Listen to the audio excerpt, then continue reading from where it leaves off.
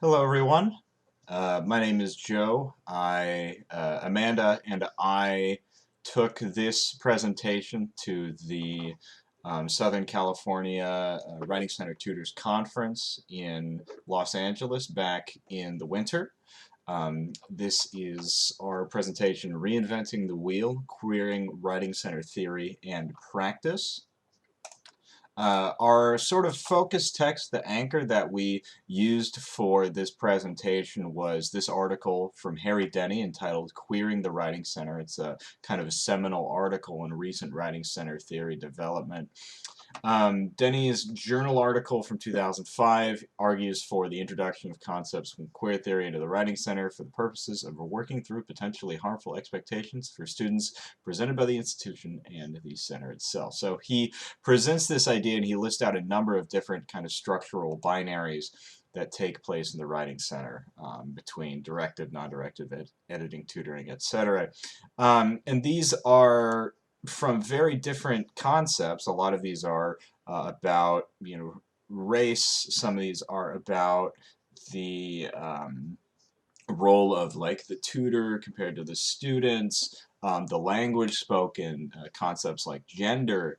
There are so many different kind of binaries that he presents, and the idea then is to sort of interrogate what makes up those binaries and to resist them through different methods. So another concept he brings in is the idea that writing centers are present in kind of a wider context outside of just being parts of the institution or somewhere where writing tutorial happens. He says that they can never be rarefied spaces where teaching and learning around writing happens outside a wider social and cultural context. They must engage the social and cultural, political, and economic because they are part of it. So you can't really like separate this from the kind of wider context in which they are present. So there are power structures inside writing centers that, if they're not kind of addressed, are going to create problems for those sort of on the who are sort of put upon by those power structures. Students are going to bring in their own experiences. Of course, writing is a very personal aspect of creation. Writing is something that has to come from some sense of personhood, and that's something that's affected by the identities that you bring in from outside of the writing center. And so it kind of brings to the writing center, to tutors and to administrators, what do we want like the mission and the role on campus to be? How might we reshape or rethink our centers to better support students? So, and this is kind of exemplified by this quote from Denny: "In supporting writers, we never just sit side by side with them as purely writers. They come to us as an intricately woven tapestry, rich in the authenticity and texture of identities, but this cloth often requires something extra to be legitimated in the academy." And that sort of sets up this idea that writers are more than just the text that they bring in that we work with. They are fully people, and that's something that's complicated, but it's something that if you want to be successful and helpful for students, it's something you really need to take into consideration. And so we got into thinking, how do we bring Denny's ideas into our writing center, into the modern writing center? And the three that we sort of touched on, Amanda and I, when we were discussing before we were making this presentation, there's identification. So, being able to kind of recognize where those particular judgments might come in, those sort of binaries that he brings in, where are those? Self-interrogating. So if you kind of question whether you're upholding those, whether you're doing something kind of resist those, and that brings it into the next one, is if you feel yourself, okay, well, I'm definitely acting on a binary statement. So one way you might introduce this, and this is the way that I kind of thought about this, was this idea of multilingualism. That there are many different senses of what being a multilingual student can be, different levels of ability to work within multiple languages or to work in the language of instruction, which in our case is English. it's not just a manner of monolingual, multilingual. But if you start to think of it as, well, I see somebody and it's like, okay, well, they're, I assume that they're monolingual because of the way that they speak to me. That might not be the case, and oftentimes that can kind of land you in hot water if you expect that.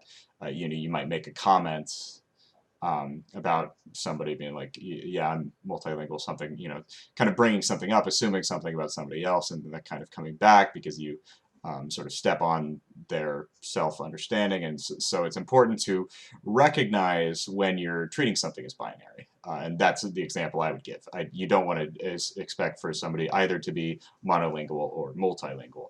Same sort of thing with first-generation college students. That's something that I personally don't have an experience with.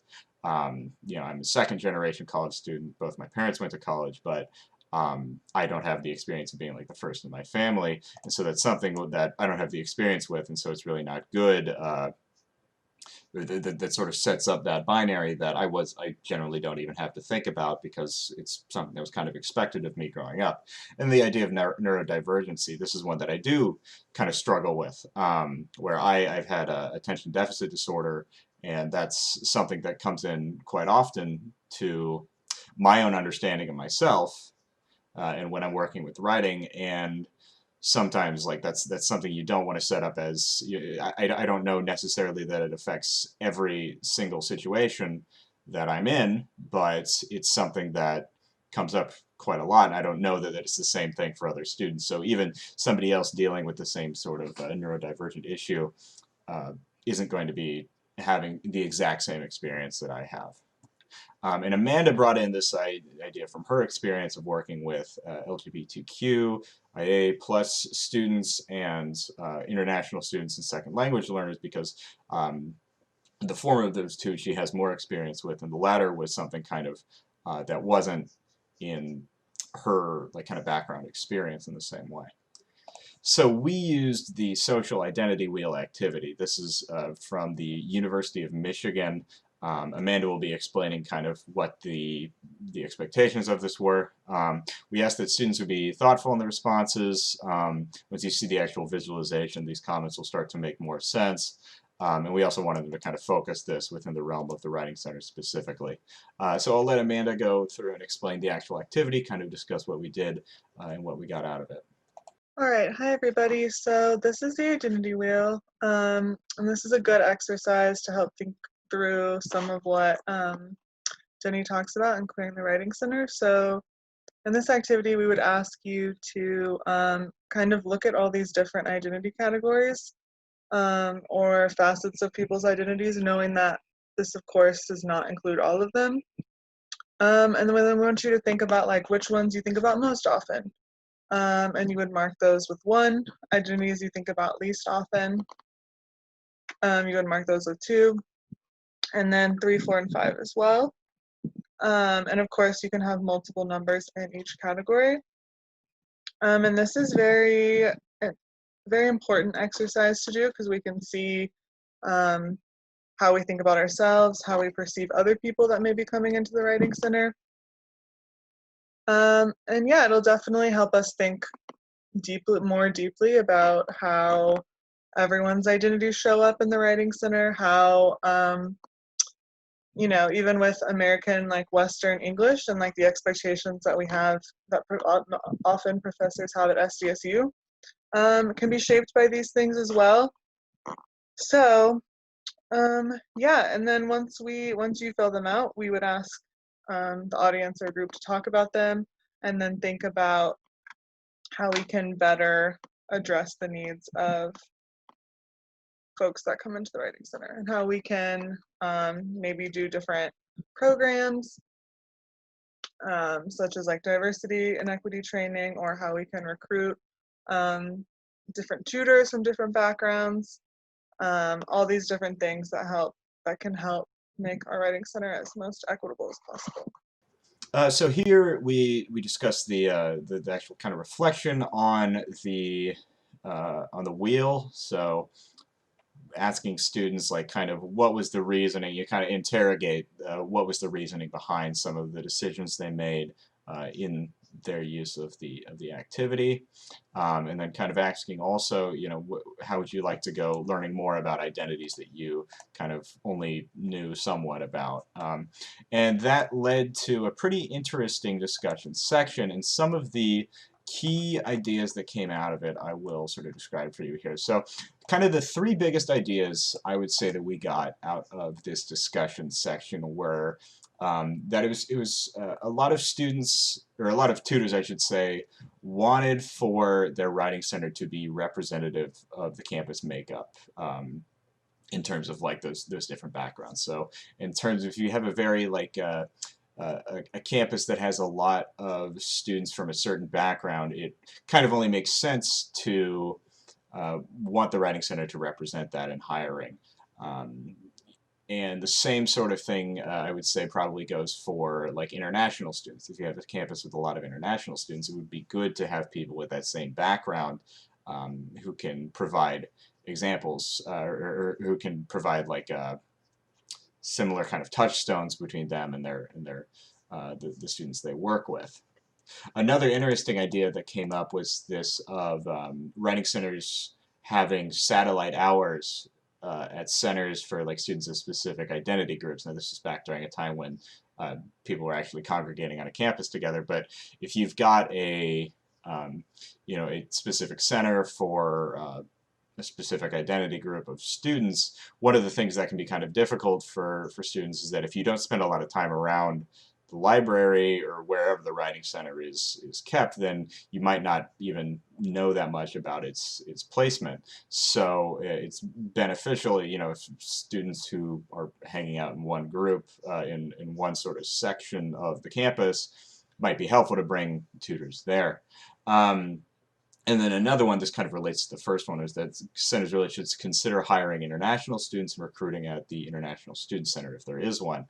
That's a group that has a pretty significant representation at a lot of universities, and if they feel like they want to see more international students represented at the center, I think that's something that was brought up as something that could help a lot of international students feel more comfortable coming to the center. And again, sort of like I said earlier, there are certain sort of understandings of the experience of being an international student that somebody like me who hasn't been, or at least in this situation, hasn't been an international student coming from outside of the country before, uh, hasn't had necessarily experience with, that might be something that the incoming international student values and then would want to see represented in a tutor.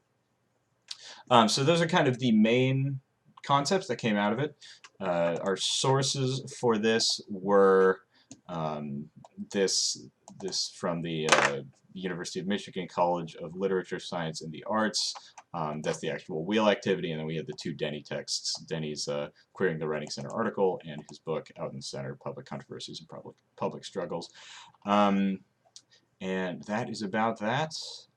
Yeah, thank you for watching the video, and hope to hope everybody, I didn't think of a way I was going to end this, so probably just end with thanks everybody for watching our video. Hope this was helpful and informative. If you have any questions, feel free to contact Amanda or I, and we can kind of discuss a little bit more about this. Right. So thanks.